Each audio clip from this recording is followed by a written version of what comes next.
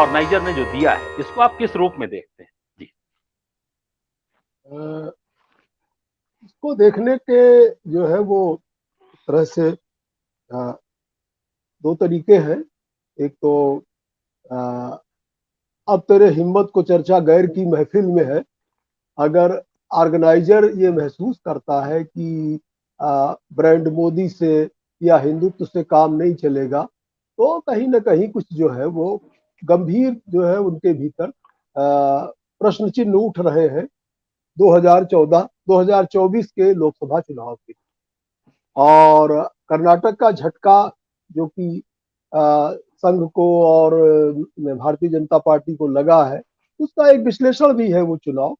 लेकिन अगर पूरा आप लेख पढ़िए तो उसमें एक तरह का जो भी दूसरों पर जो आक्षेप है वो कुछ ज्यादा ही है। एक आध बातें ये जरूर है जो कि न्यूज पैक बन गई है कि जो है खाली मोदी से, खाली हिंदुत्व से काम नहीं चलेगा। पॉइंट्स ये है कि फेडरलिज्म, जो संघवाद है, संघवाद की जरूरत को महसूस कर रहा है राष्ट्रीय स्वयंसेवक संघ, जो कि केंद्रीयकरण में ज्यादा विश्वास करता है। और दूसरी बात जो है वो ये भी महसूस कर रहा है कि शायद जो है वो जो कास्टिज्म का जो गेम हम प्ले करते थे वो अब हमारे हाथ से निकल रहा है। और तीसरी बात, उसको लग रहा है कि जो विपक्षी एकता है वो कहीं ना कहीं तेजी से बढ़ रही है। और इसलिए वो विपक्षी एकता भाजपा के लिए और संघ के लिए एक खतरे की घंटी।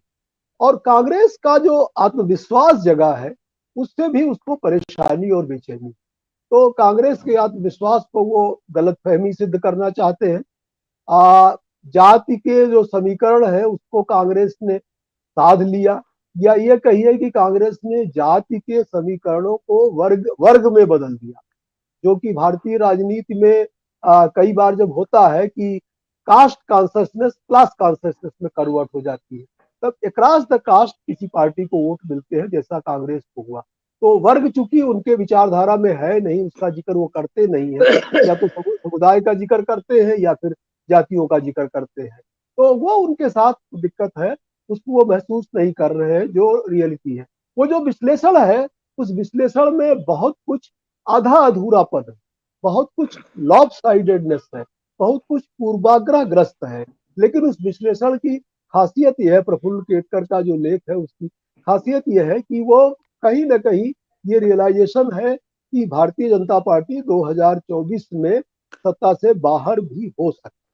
हालांकि बहुत कुछ सीख दी गई है कि मीडिया को जुट जाना चाहिए, और इसके अलावा कार्यकर्ताओं को जुट जाना चाहिए, और पार्टी में आत्ममंथन किया जाना चाहिए। और कांग्रेस पार्टी स्थिर सरकार दे नहीं पाएगी, कांग्रेस पार्टी के साथ बहुत सारी दिक्कतें हैं। तो बहुत सारी चीजें क्रिटिकल तरीके से कही गई है वो उस लेख में। लेकिन एक एक बड़ी बात यह है कि अब आपके ही चैनल पर हम लोग बात करते रहते हैं, और मैं एक आध जगह कहीं और जाता हूँ, ज्यादा जाता नहीं। तो ये बातें जरूर हम लोगों के चैनल के बारे में कही जाती थी कि ये सब मोदी विरोधी लोग हैं और बैठ करके जो है वो भाजपा को हरवाते रहते हैं। हम लोग चर्चा करते भी रहते थे आपके यहाँ कर्नाटक चुनाव की, और तमाम लोग फिर भी ये कहते थे।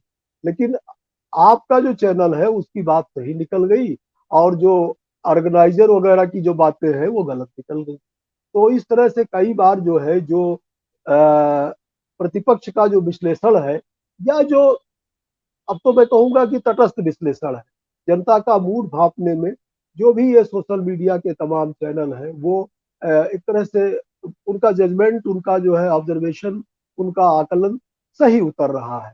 तो अगर हम लोग सतर्क होकर के इन चीजों को देखें, विचार करें, तो स्थितियां जो बन रही हैं उससे संघ के खेमे में, उससे हिंदुत्व के दायरे में बेचैनी है। और हिंदुत्व को वो पीछे करके, और शायद वो आगे बढ़ना चाहते हैं, वो दूसरे इशूज को, अदर देन रिलीजन के इशू को, अदर देन कास्ट के इशू को लाना चाहते हैं। शायद उनको लगा है कि जो इकोनॉमिक जस्टिस का मुद्दा है, सोशल जस्टिस का मुद्दा है, उसको इन लोगों ने पीछे कर दिया। और सबसे बड़ी बात उन्होंने ये कही है कि जो भारतीय जनता पार्टी की जो सरकारें हैं रीजनल लेवल पर, राज्य के स्तर पर, उनका जो गवर्नेंस है वो बेहतर होना चाहिए। यानी कर्नाटक की सरकार ने इतना भ्रष्टाचार किया कि उसको डिफेंड करने लगी बीजेपी। तो और कर्नाटक में ये भी हुआ कि सेंट्रल लीडरशिप ने रीजनल लीडरशिप को बाईपास किया, दरकिनार किया, उपेक्षा की उसकी। तो अब इनको लग रहा है कि जो क्षेत्रीय नेतृत्व है, केंद्रीय नेतृत्व उसकी उपेक्षा न करे, नहीं तो अनर्थ होगा, वो नाराज होगा और वो साइडलाइन होगा, उसको ठीक से गवर्नेंस नहीं देगा और इसके बाद हम चुनाव में पराजित होंगे। तो ये जो आशंकाएं हैं, और ये आप देखिए कि भारतीय जनता पार्टी का जो इमरजेंस है पूरा का पूरा, वो एक तरह से जो है रीजनल पार्टी से अलायंस बना करके उठने का पूरा इतिहास है। आज वो भारतीय जनता पार्टी और एनडीए का जो गठबंधन है उसमें रीजनल फोर्सेज दरकिनार हो गई हैं, मार्जिनलाइज हो गई हैं, वरना शायद वो वाजपेयी के मॉडल की ओर फिर संकेत कर रहे हैं, नरेंद्र मोदी के मॉडल की बजाय। वाजपेयी का जो मॉडल था वो रीजनल फोर्सेज को रिकॉग्नाइज करते हुए, रीजनल लीडरशिप को रिकॉग्नाइज करते हुए और सरकार चलाने का, पार्टी को चलाने का था। एक बात कह के मैं अपनी बात पूरी करूंगा, अगर वाजपेयी का लिबरल और रीजनल फोर्सेज को और पार्टी के भीतर के रीजनल फोर्सेज को रिकॉग्नाइज करने का मॉडल न होता तो आज नरेंद्र मोदी भारत के प्रधानमंत्री नहीं होते। जब वो राजधर्म सिखा रहे थे तो उसी समय वाजपेयी जी ने अगर दृढ़ता पूर्वक निर्णय लिया होता तो नरेंद्र मोदी जी मुख्यमंत्री पद से बाहर होते और फिर इनको बाउंस बैक करना, जंप बैक करना आसान नहीं होता। और ये बात जान लीजिए कि इनके नाते ही जो है 2004 में सेंट्रल गवर्नमेंट की, वाजपेयी की जो सरकार थी, जो उन्होंने पहले चुनाव कराया था इंडिया शाइनिंग के नाम पे, वो हार गए। तो वो एक तरह का संकेत जो है वो कई तर्कों के माध्यम से, कई निष्कर्षों के माध्यम से ये संकेत जो है वो संघ के इस मुखपत्र के विश्लेषण में मुझे दिखाई पड़ा।